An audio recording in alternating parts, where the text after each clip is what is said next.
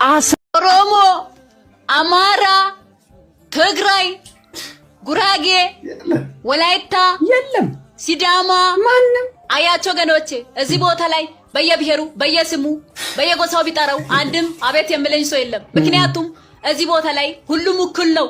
ታናሽ ታናቅ የለም። ሁሉም እኩል ነው። እዚህ ቦታ ላይ ብሔር፣ ዘር፣ ጎሳ የሚባል ነገር የለም። ምክንያቱም በህይወት ስንኖር ሰው ሆነን ስጋችን እስትንፋሳችን አንድ ላይ ያሉ ሰው እንባላለን። እስትንፋሳችን ከስጋችን ስትለይ አስክሬን እንባላለን። ወደ መቃብር ስፍራ ስንወርድ ደግሞ መቃብር ተብለን እንጠራለን፣ ሆነንም እንቀራለን። እዚህ ቦታ ላይ እኩልነት እንዳለ ስንሞት እኩል በምንሆን ልክ ስንኖርም ለምን እኩል ሆነን በአንድነት ተዋደን ተፋቅረን ለምን አንኖርም? በዘር በጎሳ በሃይማኖት ለምን እንባላለን? ተዋደን ተፋቅረን እንኖር። ወዳቸዋል። አረኛ ምን ወድሻለን?